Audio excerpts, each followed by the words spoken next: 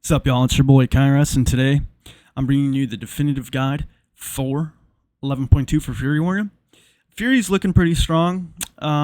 If it was to be a comparison between Arms and Fury, I think it depends on how you look at the game, how you look at what's kind of on the ladder right now.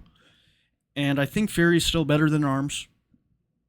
Damage-wise, survival-wise, there's a lot of things about Arms that have been nerfed that have made the whole core of the class a lot more awkward compared to what it was in Dragonflight. But Fury is looking really good right now, as it was last patch. Now, the only difference between last patch and this patch, really, is our tier set and our Mortal Strike. And our big thing with Mortal Strike has been, it's been reduced. I believe it was 20, now it's 12. So running more haste now is definitely going to be the way to go, but that's okay. We can get pretty close to max mastery and still run the haste that we need, because we can still get 15% haste from Frenzied Enrage, and we get 8 from Frenzy.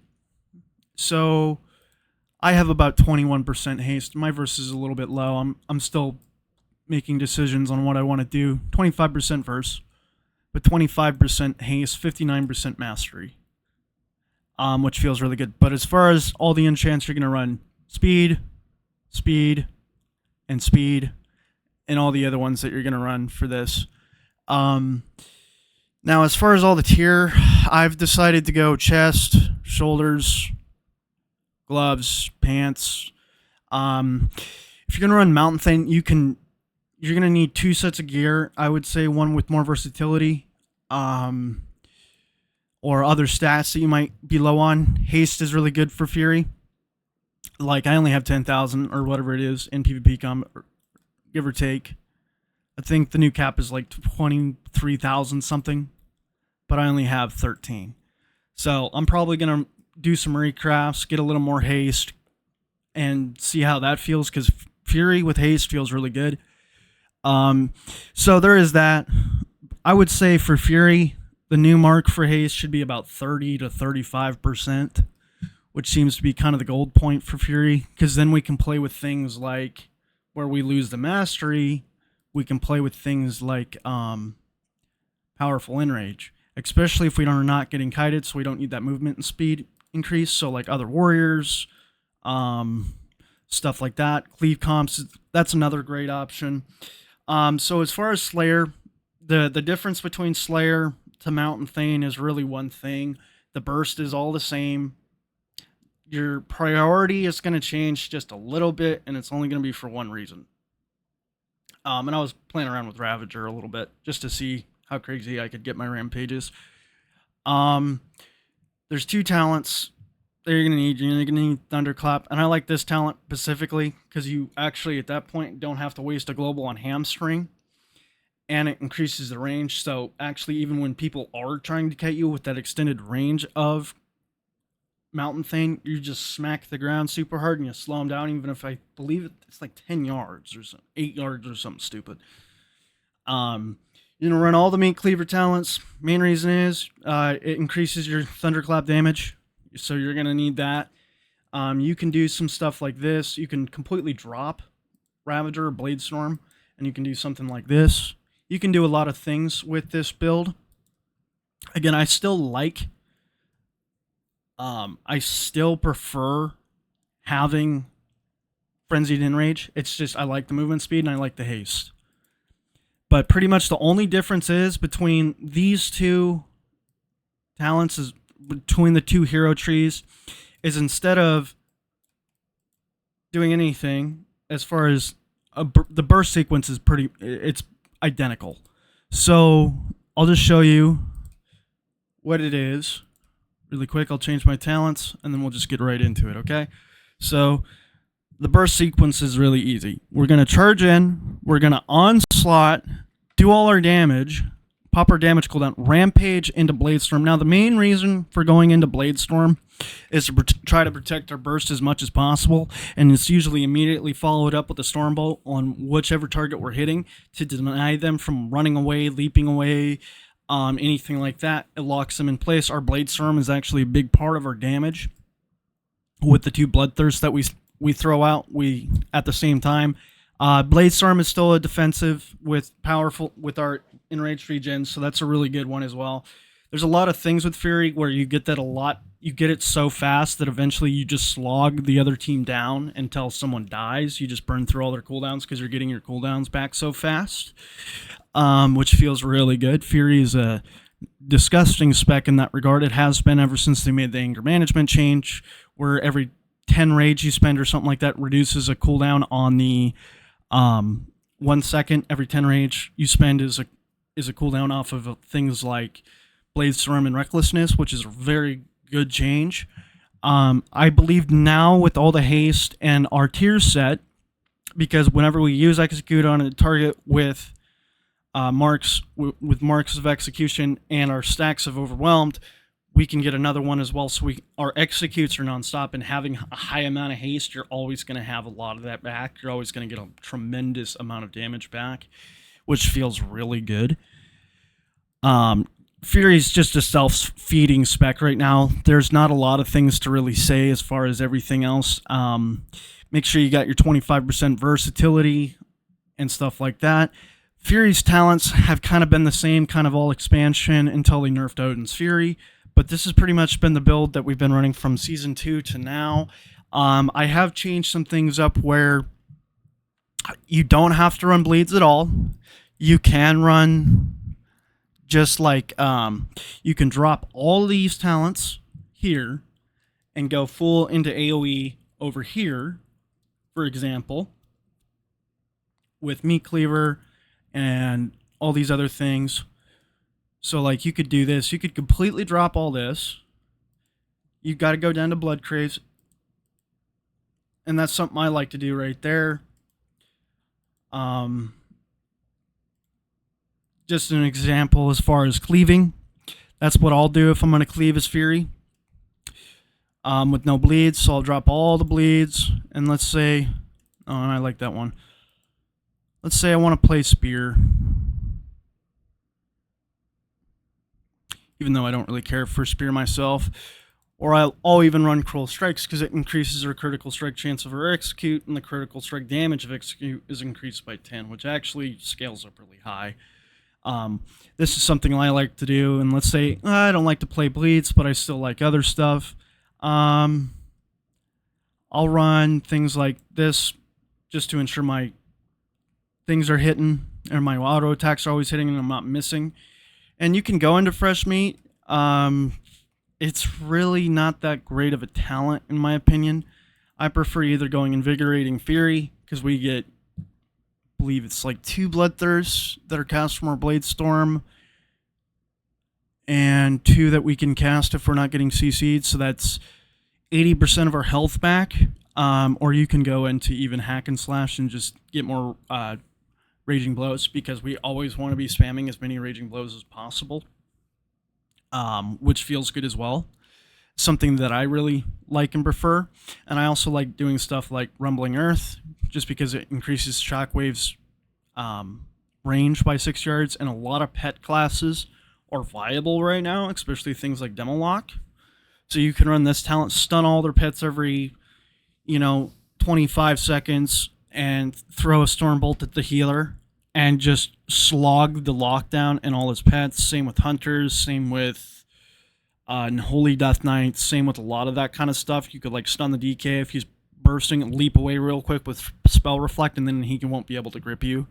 Things like that without having to use cooldowns, and then you can kind of engage him on your own terms or line him on his burst, which a lot of DKs hate when you do that, by the way, because then you're just denying them damage, and then you still have, even if you waste 4 seconds of their burst, you can follow up with the stun and a disarm with a Stormbolt. Usually by then they usually always Trinket or IBF offensively or anything like that. A lot of DKs are they just roll their face on the keyboard. So there is that as well. There's a lot of things to do as a warrior. You have a lot of skills. And this is another one right here. So this replaces Berserker Rage, and this can get your healer out of sleep effects, fears, stuff like that. You can run that. I pretty much just run this default. I don't even think about it. But if I need Piercing Howl, I will use it. because it is 18 yards and it does help tremendously, especially with Hunter's Dispatch, because they're very hard to catch with the rework that they had, I believe. I don't know. But it really helps with a lot of casters as well, because a lot of casters move pretty quick, especially Warlocks. Like if you accidentally charge into a Warlock's port that's empowered, or if you're playing against a Demon Lock, they already have that the self-empowerment demonic circle with their soul burn where they're already immune to stuff. So if you charge, you could still possibly get them with Piercing Hell, which they're a Warlock anyway. You're going to need to pretty much at that point run Berserker Shout just to get your healer out of fears and stuff like that. So that's something to think about. But you have a lot of flexibility as a warrior, and that's exactly what makes warrior pretty good, in my opinion, still. And we still have a lot of damage. So, and the only difference between Mountain Thane and Bleeds is really simple. I'll do the same burst sequence for you instead of using Blade Storm. We can still use Blade Storm to burst with this spec, but again, it's really the way I like to think of Blade Storm. It's a utility spell, it's a damage spell, it's a freedom. There's so many things about Blade Storm, and you're immune to CC effects when you're using it. So, like, if I'm gonna go burst on a melee cleave, I usually always open with Thunderclap, just to slow them down, because it's a 50% snare, or 40. My bad. But it works pretty much the same way, and then I'll onslaught, pop all my cooldowns.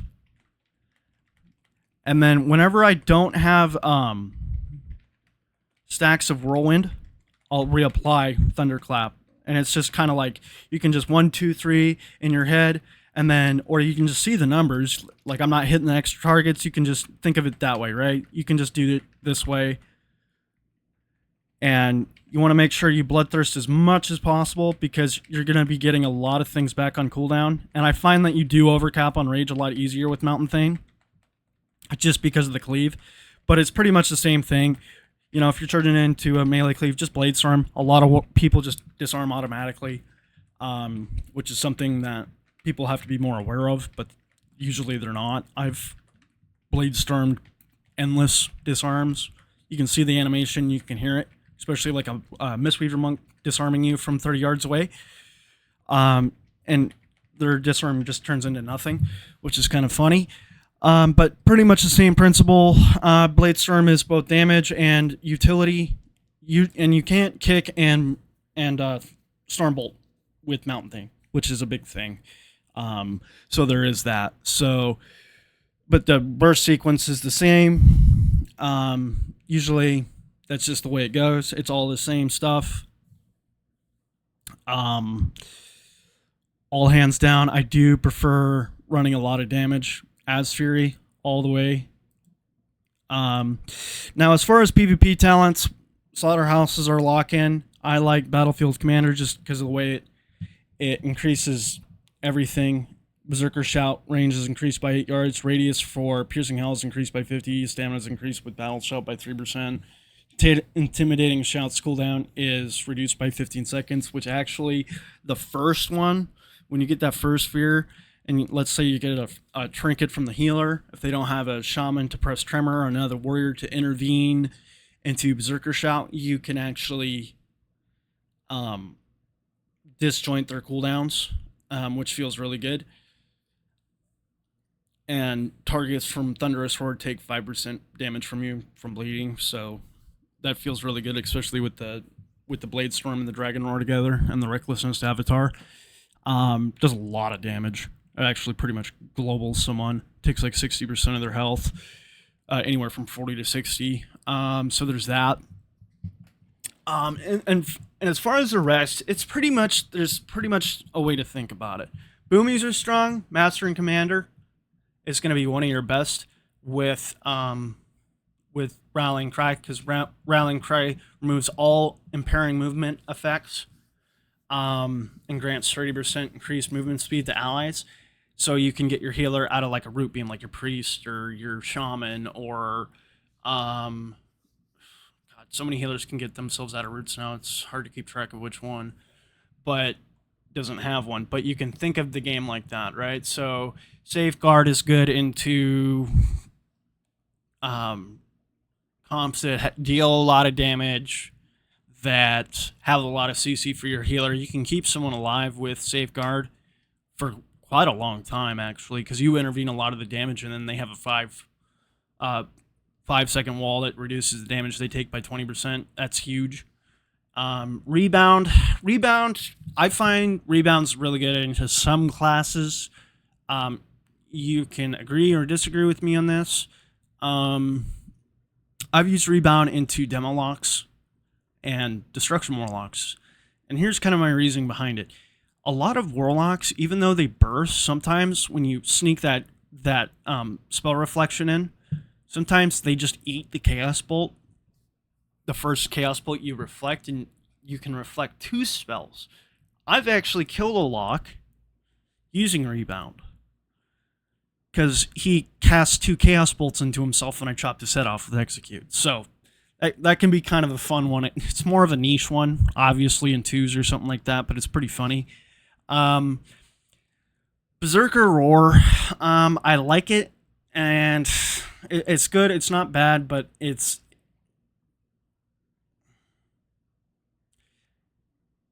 good, but it's not the best thing. It's not blowing me off in any way. Dragon Charge, you can meme in BGs with that. That's pretty funny. Enduring Rage is still really good. If you're going to get CC'd a lot, Enduring Rage feels really good, especially getting those random Recklessness procs.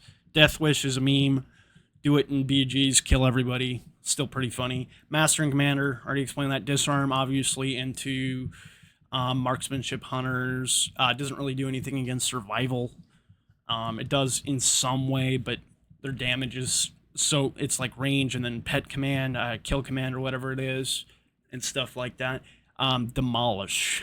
I believe this is insanely nerfed. So it's kind of one of those things. It's like, you can't justify it, but in a 2s game, maybe, I don't know. Even though there's Mistweavers everywhere, I don't find the need to really run this because you're already hitting so hard so fast anyway. You just kind of shred through everything. So that's just another thing as far as PvP talents. And as far as the whole build, just do what you think is good. As far as the tree in here, obviously avoid Odin's Fury. That's probably like the only thing I can say. All the talents in this are pretty impactful. Unbridled Ferocity's garbage. Never take it. It's terrible. That's pretty much your whole thing. Don't even try. Single-Minded Fury will have less health. We need it. Single-Minded Fury is still good in some regard. Actually, it actually does make your damage actually kind of crazy if you have enough haste. You can run it with Mountain Thane, and it does feel good, but the thing is you have a lot less health. It's something that you would need to test and play with and see where it can take you, but I've played with it and actually gotten really fast as far as movement speed, and it's kind of fun. So that's just one thing. But pretty much everything in the warrior tree, it's very impactful, except for these 3 talents down here. None of them are too good. I believe this one's nerfed in PvP, Dancing Blades. So a lot of things about Fury are just straight up nerfed, which doesn't feel great as far as the tree down here. But everything else is super impactful and really good. You can run Vicious Contempt into as Mountain Thane, and I've killed people with Bloodthirst. God, last patch I was hitting people for like 3 million with it. It was ridiculous. It was hitting harder than Execute just because of all the scaling with your Thunderclap, and then you get that buff for Bloodthirst, and it was something like 100% damage increase plus your mastery plus everything. You could global someone if you got them low enough. Is where Execute wasn't quite there, but Bloodthirst was. It would global someone from 35% health. But there is that. So, and I think that's pretty much it. I mean, that's all I can really think of as far as all the talents, just explaining everything. You're pretty much just doing to fit anything that you need. And I guess this Contentious Roar, this is good. Menace is pointless. I mean, unless you're in PvE or something, but this is a good talent. Can withstand 200% more damage. Fears are kind of like pseudo stuns right now, which is kind of annoying. So you can use it in that way as well. Just depends on how you want to look at it. That's just my 2 cents on it. But as far as everything else, and one talent I do want to kind of explain. So with the Mountain Thane, you can run this talent as well, and it actually gives you a lot more rage, and it actually makes your thunderclap damage insane. So that is one thing to keep in mind. That talent makes everything really crazy for Fury. But that's pretty much where it goes for Fury. I plan on hitting 2,400 again this season like I did last season. I got 2,486 games as Fury last season with a 69% win ratio, so that felt pretty good. I'm trying to get back in it. I kind of didn't play for a while, wanted to take a break, but there you go. There's the guide. Got your stats down. You got all your gear figured out. You're going to run 2 sets of gear, one for Mountain Thane, one for Slayer for the tier, and that's pretty much where you're going to go. But anyway, you guys have a good one. Oh, and embellishments. There you go. The damage one, the elemental focusing iris one. But anyway, guys, you have a good one. See you later.